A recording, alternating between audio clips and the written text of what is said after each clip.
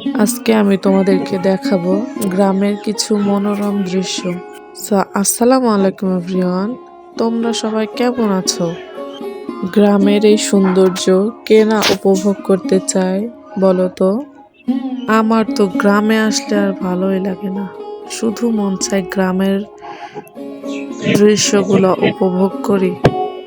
তো আমরা তো সবাই মিলে রওনা দিয়া দিছি মাঠের উদ্দেশ্যে।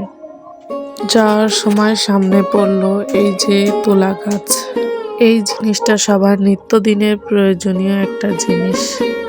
এইটা থেকে তুলা সংগ্রহ করা হয়, আর এই তুলা দিয়ে যাবতীয় জিনিস তৈরি করা হয়। কারা কারা এই তুলা গাছ দেখছো কমেন্ট করে জানাইবা। এই তুলা গাছের ছোট ফল কিন্তু খাওয়া যায়। আমি বিশেষ করে এগুলা জানি না, কারণ আমি তো গ্রামে থাকি না। আমরা যেখানে থাকতাম সেখানে এতটা গ্রাম না। আলহামদুলিল্লাহ আলহামদুলিল্লাহ, দেখো ছোট্ট একটা গাছে কি সুন্দর রস হচ্ছে। আমি কোনোদিন এভাবে দেখি নাই ছোট্ট গাছের রস হতে। আমার কাছে বিষয়টা ইন্টারেস্টিং লাগছে। আমার শ্বশুর বাড়ি যে এত সুন্দর একটা গ্রাম হবে আমি কখনোই আশা করি নাই। আমার এখানে অনেক ভালো লাগে। তো আমরা তো রওনা দিয়ে দিচ্ছি রস খাওয়ার উদ্দেশ্যে। তো যাওয়ার পথে এত সুন্দর রাস্তা দেখে তো আমার অনেক খুশি লাগতেছে। কত সুন্দর আল্লাহর সৃষ্টি। যাইতে যাইতে অনেক কিছু দেখতেছি, মনোরম পরিবেশ। আপনাদের কাদের কাদের গ্রাম পছন্দ কমেন্ট করে জানাইবেন। আমার কিন্তু গ্রাম অনেক পছন্দ, বিশেষ করে গ্রামের এই যে মাঠ, সবজি, এগুলো দেখতে আমার অনেক ভালো লাগে।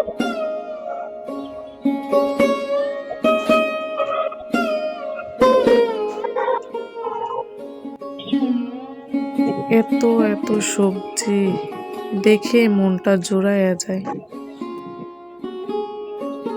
এবার আমরা যাব যেখানে রস জাল দেওয়া হয়।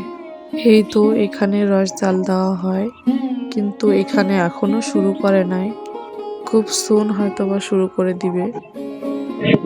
তো আমি এরকম মনোরম পরিবেশ দেখেই তো অনেক খুশি। আর এই তো এটা পুরাটা খেজুর বাগান, যেখানে তাকাই সেখানেই দেখি খেজুর গাছ। তো আমি আর আমার মেয়ে সব হেঁটে হেঁটে দেখতেছিলাম। আমার মেয়েও এগুলা দেখে নাই।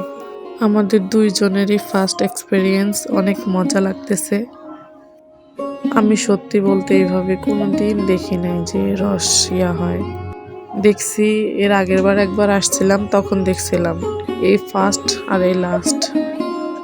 আর কখনো যাওয়া হবে কিনা জানি না, তবে চেষ্টা করব আপনাদের জন্য সুন্দর সুন্দর মনোরম ভিডিও আপলোড দেওয়ার জন্য। এই তো একজন কৃষক, দেখেন কি সুন্দর সিম খেতে স্প্রে করছে। তো আমি এইদিকে বিকালের আবহাওয়াটা উপভোগ করতেছি, অনেক ভাল লাগতেছে।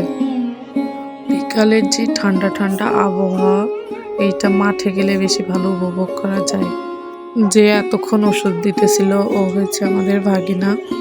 ও ও স্প্রে শেষ করতে করতে আসছে মামিকে রস খাওয়াবে।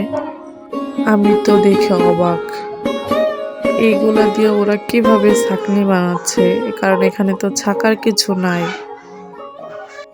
এত সুন্দর গ্রামের দৃশ্য দেখে আমি তো পুরাই অবাক।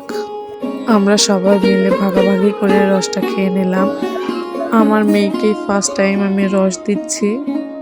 এর আগে ওকে রস দেওয়া হয় নাই, কারণ আমি সে সময় গ্রামে আসিও নাই, রস আমাদের খাওয়াও হয় নাই। তো ফার্স্ট টাইম আমার মেয়ের অনেক অনেক ভালো লাগছে রস। সবাই ভালো থাকবা।